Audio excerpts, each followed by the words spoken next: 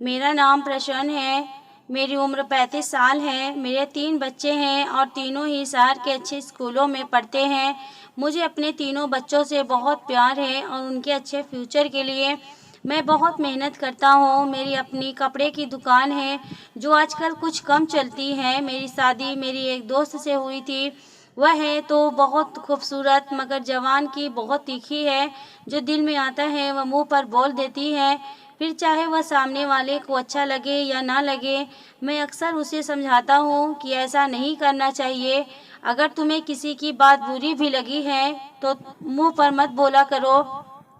लेकिन उसे मेरी बात समझ ही नहीं आती थी। वह कहती है कि मैं डरपोक नहीं हूँ, मैं एक बहादुर हूँ कि दूसरों के मुंह पर ही उनकी बुराई उन्हें बता देती हूँ। लेकिन मुझे उसकी आदत पसंद नहीं आती थी। लेकिन अक्सर मैं उसकी इन बातों को नज़रअंदाज कर जाता था। उसके नहीं हरकतों की वजह से आजकल मैं उससे कुछ खींच सा रहने लगा था। कम से कम इंसान को बोलने से पहले बात का ख्याल तो रखना चाहिए कि सामने वाले को उसकी बात बुरी भी लग सकती है। मैं अपनी दुकानदारी कम होने की वजह से बहुत परेशान रहने लगा था। हालांकि मैं भगवान में विश्वास करने वाला आदमी था। दुकान खोलने से पहले मैं भगवान की आरती किया करता था कि भगवान मेरा बिजनेस खूब फले फूले। लेकिन मुझे भगवान से कोई शिकायत नहीं है। भगवान मुझसे नाराज हो गया है। दिन इसी तरह गुजर रहे थे। एक दिन मैं दुकान पर बैठा हुआ था, कोई भी ग्राहक नहीं आया था। दोपहर हो चुकी थी लेकिन एक भी ग्राहक की शक्ल नहीं देखी थी। गर्मी के दिन थे और गर्मी के मारे बुरा हाल था। लाइट भी चली गई थी और मैं हाथ से पंखा झल रहा था। मेरी नज़र सामने वाली कपड़े की दुकान पर जमी हुई थी, जहां एक के बाद एक ग्राहक आ रहा था और ढेरों खरीदारी करके जा रहा था। ऐसा नहीं था कि मेरी दुकान छोटी थी या कपड़ा अच्छा नहीं था। मेरे पास हर तरह का कपड़ा मौजूद था, लेकिन फिर भी लोग मेरे पास कम ही आते थे। मैं अभी उस दुकान पर देख ही रहा था कि उस दुकान पर एक भिखारन आकर मेरी दुकान के सामने खड़ी हो गई और हाथ फैलाकर मुझसे कुछ मांगने लगी। मगर मेरा ध्यान तो सामने वाली दुकान की तरफ ही था। मेरे दिल ने एकदम से भगवान से शिकायत कर दी कि मेरी दुकान पर आखिर कोई क्यों नहीं आता। तभी उस भिखारन ने नई ऊंची आवाज में कहा, बाबूजी मुझे कुछ कपड़ा दे दो।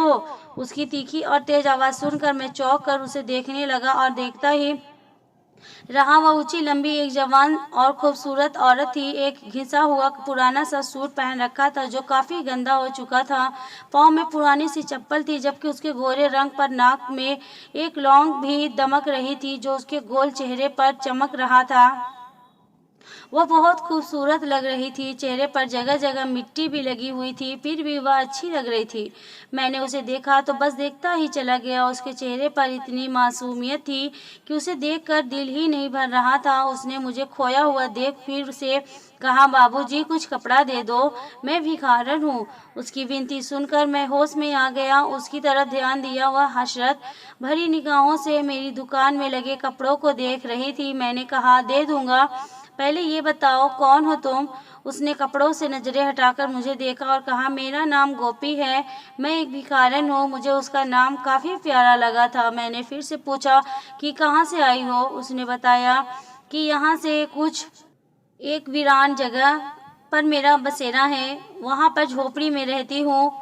मैंने सुनकर सर हिला दिया और एक खूबसूरत सा सूट उसे निकाल कर दे दिया कि ये लो। कपड़े लेकर वह बहुत खुश हुई और अपनी थैली में डाल दी लिए। धन्यवाद बाबूजी। उसने मेरे द्वारा दी गई चुनरी को अपने सर पर डाल दी लिया था। कहने लगी, मैं अच्छी लग रही हूँ ना। वह सच में ही उसे चुनरी में बहुत प्यारी लग रही थी। मैंने कहा, हाँ अच्छी लग रही हो। उसने एक बार से मेरा धन्यवाद किया। उसने वह कपड़े तय करके थैली में डाले और मुंह ही मुंह में कुछ गुनगुनाती हुई दुकान से निकलकर अपने रास्ते पर चली गई। मैं अभी तक उसकी गुनगुनाहट और चेहरे पर छाई खुशी में खोया हुआ था। अभी उसे गए 5 मिनट ही हुए थे कि एक औरत कपड़े लेने आ गई और मैंने उसे भी कारण को अपने दिमाग से निकाल दिया और उसे उस औरत को कपड़े दिखाने लगा। अभी मैं उस औरत से फ्री हुआ था कि 2-3 औरतें और आ गईं और कपड़े देखने लगी और फिर यह सिलसिला चल निकला। अभी पहला ग्राहक जाता नहीं कि दूसरा भी आ जाता और फिर सारा दिन यही हाल रहा। मेरी दुकान पर ग्राहक बढ़ते ही जा रहे थे। एक एक ग्राहक कम से कम 5-6 सूट खरीदता। अब मेरे पास इतना समय भी नहीं बचा था कि मैं बैठकर देखता कि सामने वाली दुकान पर कितने ग्राहक आते हैं और कितने गए। सारा दिन मेरे पास ग्राहकों का लाइन लगी रही। शाम तक मेरे सारे कपड़े बिक चुके थे और आज पहली बार इतने ग्राहकों को निपटा कर और लगभग खाली दुकान को देखकर हैरान रह गया कि आज यह सब कैसे हो गया कि एक ही दिन में इतने ग्राहक आए और सारी दुकान खाली हो गई। मैंने सारे पैसों को इकट्ठा किया और उन पैसों से ढेर सारे कपड़े खरीद कर अपनी दुकान पर फिर से भर ली। बाकी बचे हुए पैसों को घर लेकर आया और अपनी पत्नी को जाकर यह सब बताया, जिस पर वह भी बहुत खुश हुई और भगवान का धन्यवाद किया। अगले दिन रूटीन के मुताबिक मैं फिर से दुकान पर पहुंचा और ग्राहकों का इंतजार करने लगा।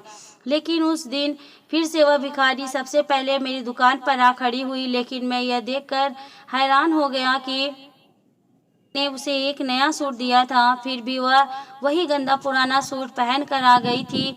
लेकिन वह मुझे अच्छी लगने लगी थी और उसको देखते ही मुझे अपना दिल हल्का सा महसूस होता था। उसने कल की तरह आज फिर कहा, बाबू मुझे कपड़े दे दो ना। वह इतने नरम और प्यारे शब्दों में मुझे कपड़े मांगती थी कि मैं मना ही नहीं कर पाता था। ऊपर से उसका हसीन चेहरा मुझे इनकार करने ही नहीं देता था। मैंने आज भी बिना कुछ कहे उसे कपड़े दे दिए। आज उसने फिर मेरे द्वारा दी गई चुनरी को अपने सर पर डाल लिया था। नीले रंग के कपड़े थे और चुनरी भी नीले ही रंग की थी। यह उसके गोरे रंग पर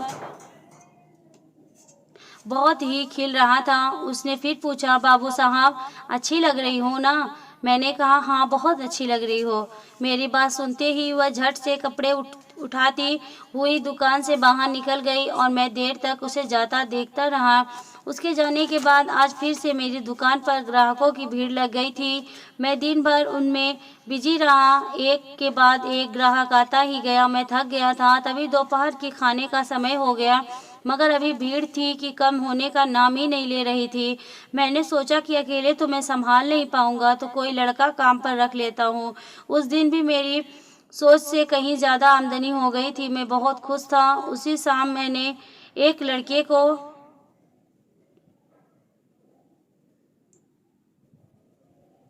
अपनी दुकान पर काम करने के लिए रख लिया। मैंने उसे बोला कि मैं महीने के तुम्हें सैलरी भी दूंगा। वह राजी हो गया। इस तरह वह लड़का मेरी दुकान पर काम करने लगा। जिंदगी रूटीन के मुताबिक गुजरती रही और मेरी दुकान दिनों दिन तरक्की करती गई। लेकिन इस बीच वह भिखारन भी रोज आती है और मुझे फ्री में कपड़े लेकर चली जाती है। लेकिन मैंने कभी उसे नए सूट पहने हुए नहीं देखा था। जो मैंने उसे दिए थे उनमें से उसने एक भी सूट नहीं पहना था, बल्कि हमेशा वही अपना गंदा पुराना सूट पहन कर ही आती थी। एक दिन मैंने उससे पूछा कि वह क्यों कपड़े नहीं पहनती जो मैं उसे देता हूँ। वह हंसकर टल गई और फिर मुझे नए कपड़े लेकर चली गई। मैं भी उसकी खूबसूरती से बहुत इम्प्रेस था। उसे इनकार नहीं कर पाता था। इस बात का मैंने अपने घर पर कोई जिक्र नहीं किया था और ना ही अपनी पत्नी को उस भिखारन की बात बताई थी। मुझे पता था कि यह बात सुनते ही मेरी पत्नी मुझे लेक्चर देने लग जाती है। उसे फ्री में कपड़े क्यों देते हो? और फिर मुझसे कहती कि आगे से कपड़े मत देना। वह भिखारी रोज़ पुराने कपड़ों में आती है और मुझे नया सूट लेकर चली जाती है। लेकिन उसके जाते ही मेरी दुकान पर ग्राहकों की भीड़ लग जाती कि सर खुजाने की भी फुर्सत नहीं मिलती थी। मेरी दुकान ने इस समय बहुत ही तेज़ी से तरक्की की थी। अब मेरे घर में पैसे की रेल होने लगी थी। मुझे बहुत हैरत होती कि उस भिखारन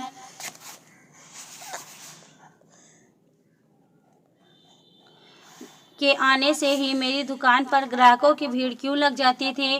पहले तो कभी ऐसा नहीं हुआ था कि मेरी दुकान पर इतने ग्राहक आते, बल्कि मैं तो हर समय खाली बैठा रहता था और सामने वाली दुकान को देखता रहता था जहां हर समय भीड़ लगी रहती थी। मैं ऐसी लालच में उसे भिखारी को रोज नए कपड़े दे देता था। लेकिन अब मुझे उस पर शक होने लगा था। कुछ सोचकर मैंने इस मामले को बारे में पता लगाने की सोची कि आखिर पता तो करूं कि सबके पीछे कारण क्या है। और फिर एक दिन जब वो मेरी दुकान पर आई और कहा, बाबू मुझे नए कपड़े दे दो, मैंने उसे एक नया सूट निकाल कर उसकी तरफ बढ़ा दिया, लेकिन जैसे ही उसने सूट को देख हाथ बढ़ाया, मैंने उसका हाथ पकड़ लिया। मैंने उससे कहा कि पहले मुझे यह बताओ कि तुम कौन हो और इन कपड़ों का क्या करती हो, उसके बाद ही मैं तुम्हें कपड़े दूंगा। मेरी बात सुनकर वह परेशान हो गई और बोली कि मैं पहनती हूँ। मैंने थोड़ा गुस्सा होकर कहा कि मैंने तो तुम्हें कभी नहीं कपड़े पहनने नहीं देखा, बल्कि तुम तो हमेशा ही इन्हीं गंदे और फटे पुराने कपड़ों में रहती हो। वह कहने लगी, बाबू मैं अपनी शादी के लिए उन कपड़ों को इकट्ठा कर रही हूँ। उसकी यह बात सुनकर मुझे लगा शायद वह सच कह रही है, तभी खामोशी से कपड़े उसकी तरफ बढ़ा दिए। वह कपड़े लेकर बाहर चली गई, लेकिन मैंने भी उसकी सच्चाई जानने के बारे में ठान लिया था। मैंने अपने दुकान पर काम करने वाले लड़के को दुकान पर बिठाया और फिर मैंने अपनी जीन्स और शर्ट उतारकर अपनी ही दुकान से एक नया कुर्ता पैजामा निकाल कर पहना और चेहरे पर मास्क पहन लिया। मेरे साथ काम करने वाला लड़का मुझे इस तरह होलिया बदलते देखकर चौंक गया और पूछने लगा कि मैं यह सब क्यों कर रहा हूँ, मगर मैंने उसके सवाल का कोई जवाब नहीं दिया और उसे दुकान का ख्याल रखने का कहकर दुकान से बाहर निकल गया। मैंने दाएं तरफ देखा तो वह मुझे दूर जाती नजर आ रही थी। मैं तेजी से अपने कदम उसके पीछे बढ़ाए। रास्ते में वह जगह रख कर लोगों से पैसे मांगती थी, किसी से खाने की चीज़ मांगती और किसी से ज़रूरत की कुछ चीज़ें मांगती।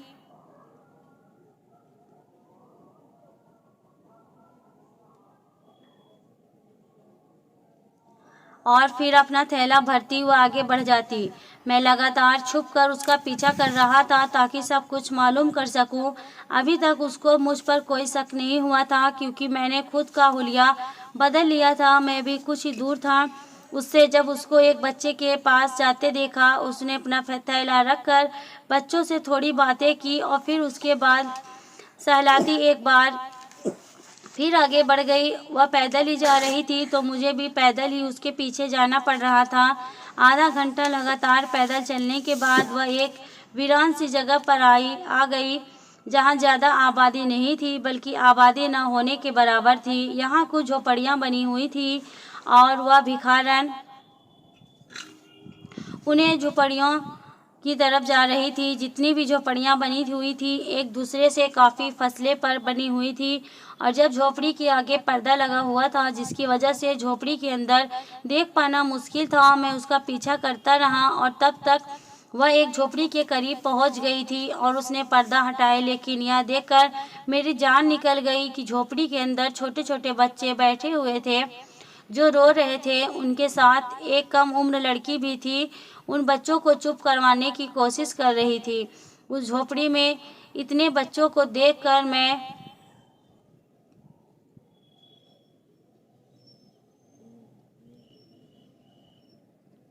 शक में पड़ गया था कि इतने बच्चे उसके नहीं हो सकते, क्योंकि वह तो शादीशुदा भी नहीं लगती थी। तो इसका मतलब था क्या वह भिखारन बच्चा चोर थी? यकीनन उसने इस सारे बच्चों को चुराया होगा और अब उनको अपने कब्जे में कर रखा होगा, या इन बच्चों के बदले उनके माँ बाप से पैसे लेगी, या फिर उनके अपने साथ भीख मांगने के धंधे पर लगा देगी और फिर पैसे कमाएगी। या फिर यह भी हो सकता है कि यह बच्चों को गैर कानूनी तरीके से बेच देती हो। यह सारी बातें मेरे दिमाग में आने लगी थी और अब मुझे उस भिखारन में से हमदर्दी होने पर खुद पर अफसोस हो रहा था। मैं खुद को कोस रहा था कि उसकी मासूम और खूबसूरत शक्ल देखकर मैं पिघल गया और उसे इतने समय से फ्री में कपड़े देता रहा। मैं एक पेड़ के पीछे छिपा खुद को कोस रहा था, जबकि मेरी नज़रें सामने भिखारन पर ही टिकी हुई थी जो उस कम उम्र लड़की से कुछ कह रही थी। वह लड़की सर हिलाती उसे कुछ बता रही थी। बच्चे लगातार रो रहे थे, जिसकी वजह से उस भिखारी ने अपने थैले में से सबको फल निकाल कर दिए। सारे बच्चे लगभग 3 से लेकर 10 साल तक के थे। मैं अभी उसी को देख रहा था जब साथ वाली झोपड़ी का पर्दा हटा और वहां से एक बूढ़ी औरत बाहर आई। पर मैंने देखा वहां भी 8 से 10 बच्चे नजर आए और सब 9-10 या तकरीबन 11 साल के थे, जिनमें लड़की और लड़कियां दोनों थे। वह औरत अब इस भिखारन के पास जाकर हाथ हिला हिला कर कुछ कह रही थी, जिस पर वह भिखारन उस बूढ़ी औरत को कुछ बता रही थी। अब मुझे घबराहट होने लगी थी और घबराहट की वजह से मेरा शरीर पसीने पसीने होने लगा था। मुझे लग रहा था कि यह तो उसका पूरा गिरोह है और इनका यह बच्चों वाला बिजनेस दूर दूर तक फैला हुआ है। इतने सारे बच्चों को इसने कैद करके रखा हुआ है। मैं वहाँ से वापस अपनी दुकान पर आ गया और कपड़े बदल कर गहरी सांस भरकर खुद को रिलैक्स करने लगा। वह सब कुछ देखकर मेरा दिमाग हिल गया था और समझ नहीं आ रहा था कि क्या करूं। मैं काम वाले लड़के को छुट्टी दी और दुकान बंद करके घर आ गया। बार बार मेरी नज़रों के सामने उन मासूम और रोते हुए बच्चों के चेहरे घूम रहे थे जो उस भिखारन की कैद में थे। न जाने वह उनके साथ क्या करने वाली थी। यह सोचकर ही मेरा शरीर पसीने पसीने हो रहा था। मैंने अपने बच्चों से भी कोई बात नहीं की थी, वरना पहले मैं आते ही अपने बच्चों से बातें करता था और उनके साथ कुछ देर खेलता था। मेरी परेशानी को मेरी पत्नी भी भाप गई थी। मुझे यूं चुप देखकर मेरी पत्नी ने पूछा, क्या हुआ है, इतने परेशान क्यों हो? पहले तो ऐसे नहीं थे। परेशान नहीं हुए, पहले तो मैंने टाल ही दिया कि कोई बात नहीं, लेकिन जब वो जिद पर अड़ गई तो सब कुछ बता दिया, सिवाय इस बात के कि मैं उसे रोज़ नए कपड़े देता था।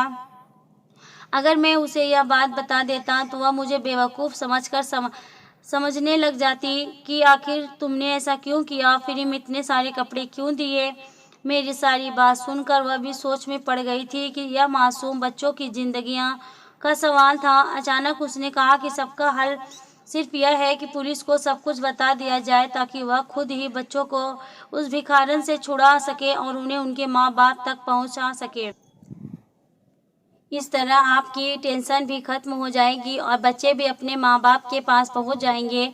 अपनी पत्नी की बात सुनकर मैं सोच में पड़ गया था। कह तो वह ठीक रही थी। यहाँ बात एक दो बच्चों की नहीं बल्कि 20-25 बच्चों की थी जो उस भिखारन की कैद में थे और अपनी माँ बाप से दूर तड़प रहे थे। एक अकेला मैं उसे भिखारिन से नहीं निपट सकता था और फिर उसके पूरे ग्रोह को पकड़ना बहुत मुश्किल काम था। पुलिस की सारे मामले को अच्छे से हैंडल कर सकती थी। अगर मैं अकेला ही इस मामले में पड़ता तो शायद मैं खुद भी इस मामले में फंस सकता था। अपनी पत्नी की बात पर सोच विचार करके मैं इस नतीजे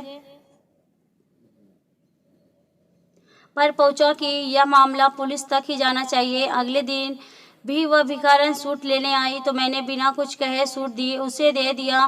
फिर काम वाले लड़के को दुकान पर बिठाकर मैं पुलिस स्टेशन की तरफ रवाना हुआ। पुलिस स्टेशन पहुंचकर मुझे आधा घंटा इंतज़ार करना पड़ा और फिर इंस्पेक्टर के फ्री होने पर मैंने उसके पास जा पहुंचा। इंस्पेक्टर के पूछने पर मैंने सब कुछ बता दिया, जिसे सुनकर इंस्पेक्टर ने कहा कि वह खुद इस मामले को हैंडल करेगा। पुलिस वाले ने कहा कि तुम हमें बस उस जगह की लोकेशन बता दो या फिर हमारे साथ चलो। मैंने इंस्पेक्टर को उस जगह के बारे में बताया और कहा, मैं आपके साथ ही जाऊंगा ताकि सब कुछ अपनी आंखों से देख सकूं। मैं इंस्पेक्टर से कुछ देर और बात की और फिर वहां से निकल आया। रूटीन के मुताबिक काम निपटाए शाम को इंस्पेक्टर का फ़ोन आ गया कि वह इसी समय वहां रेड करने जा रहे हैं ताकि जल्द से जल्द बच्चों को छुड़वाया जा सके और उनके माँ बाप तक पहुंचा जा सके। कहीं ऐसा ना हो कि उन्हें देर हो जाए और वह भिखारन बच्चों को आगे कहीं पहुंचा दे। मैं उसी समय पुलिस थाने की तरफ रवाना हुआ और इंस्पेक्टर से जाकर मिला। इंस्पेक्टर पूरी तैयारी में था। 15 पुलिस वालों की टीम तैयार थी और फिर मेरे आते ही सब उसे वीराने की तरफ रवाना हुए। रास्ते में वह मुझे मेरे बारे में भी पूछ रहा था कि मैं कौन हूँ, क्या करता हूँ, तो मैं भी बिना कुछ छुपाए उसे अपने बारे में सब कुछ बता दिया और फिर छुपाने वाली तो कोई बात नहीं थी। इस बीच वह मुझे जुर्म करने वाले लोगों के बारे में भी बताता रहा कि कैसे लोग एक दूसरे के दुश्मन बनकर एक दूसरे को नुकसान पहुंचा रहे हैं। अपने अपने फ़ायदा के लिए दूसरों को मारना, लूटने, उन्हें नुकसान पहुंचाना बहुत आम हो गया है। वह कहते हैं ना कि अपना काम बनता और भाड़ में जाए जनता। मैं पुलिस इंस्पेक्टर के बातों में से सहमत था। बातों में हम उस वीराने के पास पहुंच चुके थे। इंस्पेक्टर ने गाड़ियों को कुछ दूर ही रुकवा लिया था और अपने पुलिसकर्मियों को कहा कि झोपड़ियाँ को चारों तरफ से घेरने को बोल दिया। सारे पुलिसकर्मियों ने झोपड़ियाँ को चारों तरफ से घेर लिया। मैं गाड़ी के अंदर ही बैठा था क्योंकि पुलिस इंस्पेक्टर ने मुझे बाहर आने से मना कर दिया था कि वह बाहर आने में तुम्हें खतरा हो सकता है। ऐसा ना हो कि गिरोह के लोग हमला कर दें, ऐसे में तुम्हारी जान को खतरा हो सकता है। मैं भी गाड़ी के अंदर बैठा इन लोगों को कार्यवाही देख रहा था।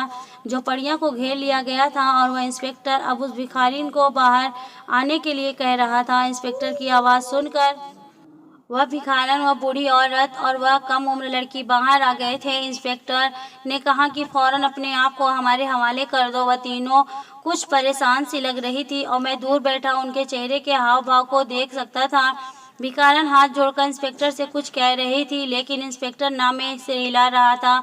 थोड़ी देर में झोपड़ी से बच्चे भी बाहर आ गए थे और यह सब कुछ देख रहे थे और रो रहे थे। इंस्पेक्टर ने अपने पुलिसकर्मियों को समझाया कि वह इन तीनों को गिरफ्तार कर ले। वह तीनों रोती हुई हाथ जोड़ रही थी, लेकिन इंस्पेक्टर नज़रअंदाज करते हुए हथकड़ियाँ डालकर उन तीनों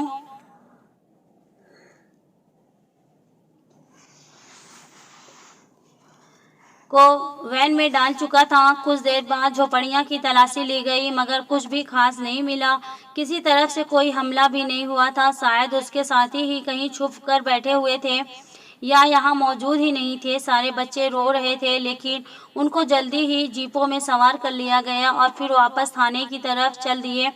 मैंने इंस्पेक्टर से बात करके विश्वास लिया कि वह बच्चों को उनके घर तक पहुंचा देगा। इस केस के लिए अलग से फाइल तैयार कर ली गई थी। उन तीनों भिखारियों को जेल में बंद कर दिया गया था। मैं बहुत रिलैक्स होकर घर वापस आ गया था। मैंने एक बहुत ही अच्छा काम किया था, तो मैं अंदर से बहुत खुश था। घर आने के बाद मैंने सब कुछ अपनी पत्नी को बताया, जिसे सुनकर वह भी खुश हो गई थी कि चलो सब कुछ अच्छे से हो गया और किसी तरह का कोई नुकसान भी नहीं हुआ।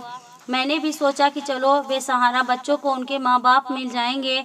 अगले दिन मैंने अपनी दुकान पर आ गया था। रूटीन के अनुसार वह भिखारी आज नहीं आई थी और आती भी कैसे, वह तो जेल में थी। मैं भी सुकून से बैठा ग्राहक के आने का इंतज़ार कर रहा था, लेकिन 11 बज गए थे और कोई भी ग्राहक नहीं आया था।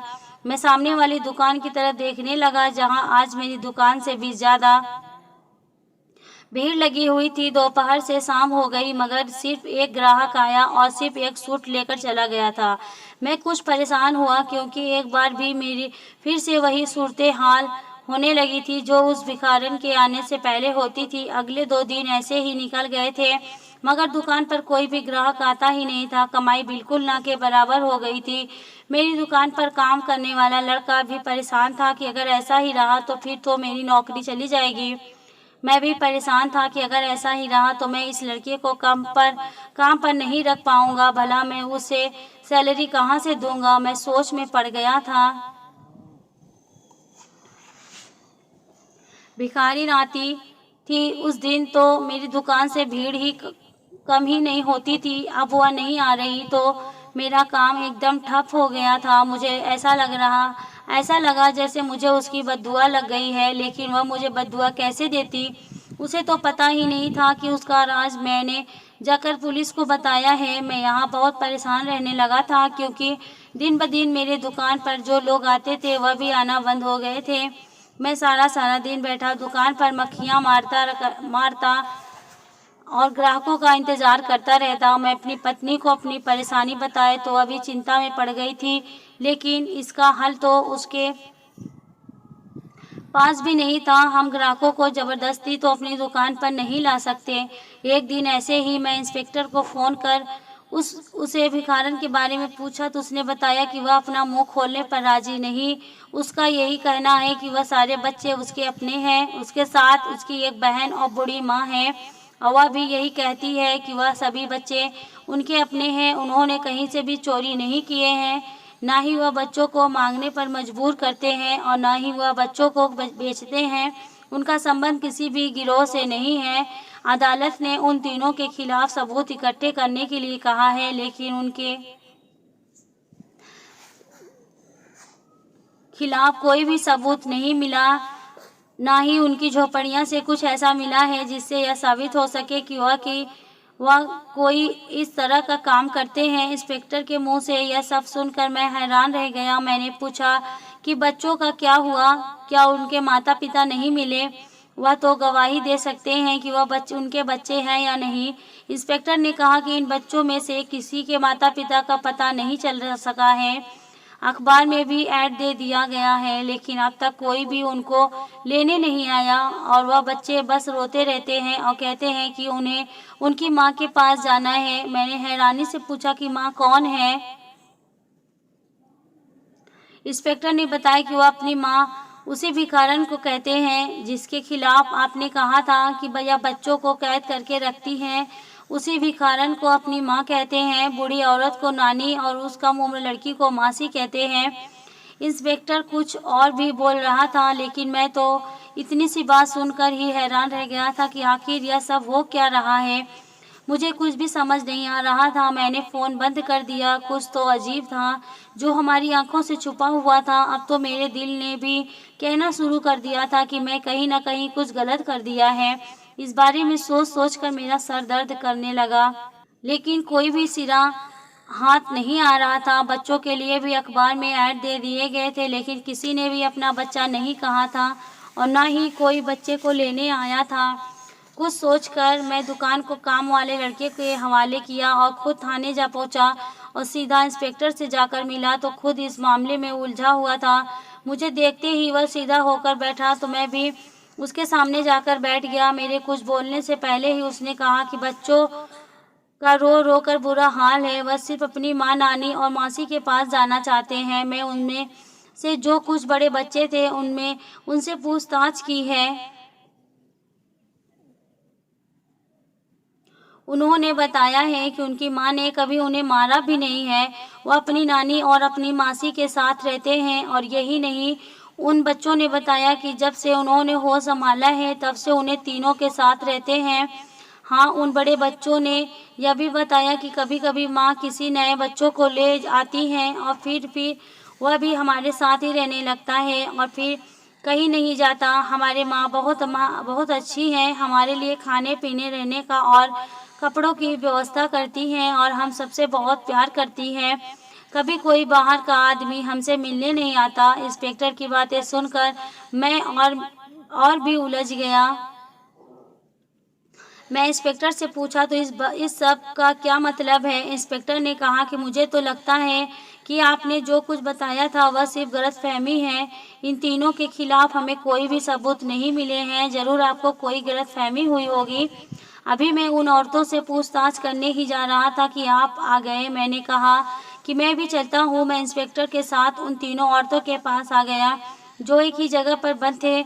उन तीनों की हालत पर मुझे बहुत दया आई। साफ मतलब था कि लेडी इंस्पेक्टर ने उनसे सब कुछ उगलवाने के लिए उन पर हाथ साफ किया था। मुझे देखती वह खूबसूरत सी भिखारी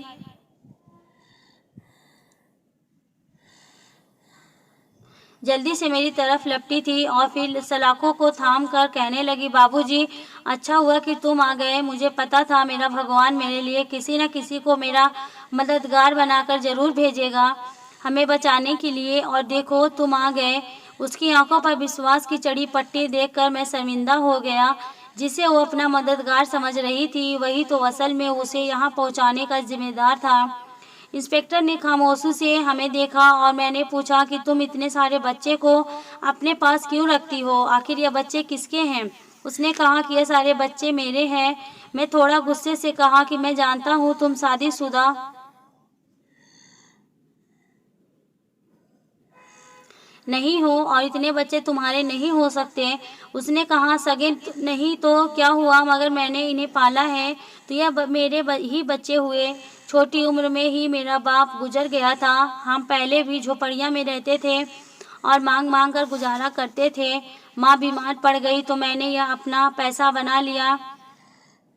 क्योंकि अनपढ़ थी, कहीं कोई इज्जतदार नौकरी नहीं कर सकती थी। खुद को इतना मजबूत बना लिया कि कोई मर्द बुरी नज़र डालने से पहले डरता था। मैं गली गली भीख मांगती तो कई बच्चे मुझे बेसहारा मिल जाते थे जिनके सर पर न माँ का साया होता था और न ही बाप का। यह देखकर मैं उन्हें अपने घर ले आती और मांग कर खाते। कुछ बच्चों को इतने छोटे होते हैं कि उनके पता भी नहीं होता था कि वह क्या कर रहे हैं। और कुछ बच्चे तो मुझे ऐसे मिले थे जो सिर्फ 1 या 2 दिन के थे, शायद किसी के पाप की वजह से इस दुनिया में आ गए थे और उसे कूड़े में फेंक दिया गया था। मैं उन बच्चों को उठा लाती थी और उन्हें पालती थी, उनकी देखभाल करती थी। ऐसे करते करते मेरे पास 20-25 बच्चे जमा हो गए। लोग बच्चों को खुद से दूर करते हुए यह भी नहीं सोचते यह कितना बड़ा पाप है। अनाथ बच्चों के रिश्तेदारों का फर्ज होता है कि वह इन अनाथ बच्चों की परवरिश करें, मगर आज के दौर में इंसानियत जैसे खत्म हो गई है, उनके रिश्तेदार भी उन्हें भूल जाते हैं। आप इन बच्चों से खुद पूछ लो, मैंने इन बच्चों को पाला है, मेरी बुद्धि माँ ने और मेरी बहन ने पाला है। उस भिखारन के की बात सुनकर मैं शर्मिंदा हो गया कि मैं कितना गलत समझ रहा था। इंस्पेक्टर ने अदालत में जमा करवाई रिपोर्ट वापस ले ली थी और उस भिखारन की माँ, बहन और बच्चों को छोड़ दिया था, लेकिन अपने तौर पर कुछ समय तक उन पर नज़र रखवाई थी। लेकिन सब कुछ वैसा ही था जैसा उस भिखारन ने कहा था।